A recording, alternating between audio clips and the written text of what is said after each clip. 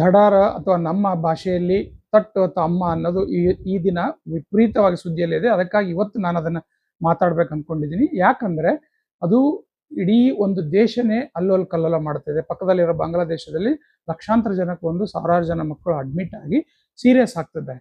But ಅದಕ್ಕೆ ತಡೆಯುವಂಥ ಒಂದೇ ಒಂದು ಔಷಧ ಇರೋದೆ, ಅದು ತಕ್ಷಣ ಮೀಸಲಿಸಿದು 9 ತಿಂಗಳಲ್ಲಿ ಅದಕ್ಕೆ ತಡೆಯದಂಥ ಒಂದು ವ್ಯಾಕ್ಸಿನ್ ಅಂತ ಹೇಳ್ತೀವಿ ನಾವು, ಅಥವಾ ಲಸಿಕೆ ಅಂತ ಹೇಳ್ತೀವಿ.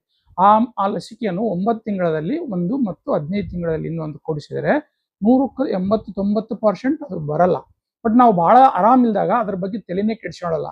ಬಟ್ ಅದು ಒಬ್ಬ ಮಗುಗೆ ಬಂತು ಅಥವಾ ಇಬ್ಬರು ಮಗುಗೆ ಬಂತು ಅಂದರೆ ಇಡೀ ಓಣಿಯಲ್ಲಿ ಇಡೀ ಊರಲ್ಲೇ ಹಬ್ಬಿ ಪ್ರಾಣಾಪಾಯ ಮಾಡೋ ಚಾನ್ಸ್ ಇರ್ತದೆ. ಹಂಗಾಗಿ ನಿರ್ಲಕ್ಷ್ಯ ಮಾಡದೇನೆ ನಿಮ್ಮ ವೈದ್ಯರನ್ನು ಭೇಟಿಯಾಗಿ ಅದರ ಬಗ್ಗೆ ಮಾಹಿತಿ ತಗೊಂಡು ತಕ್ಷಣ ನೀವು ತಗೊಳ್ಳದೇ ಇದ್ದರೆ ಮೀಸಲು ಲಸಿಕೆಯನ್ನು ತಪ್ಪದೇ ತೆಗೆದುಕೊಳ್ಳಿ.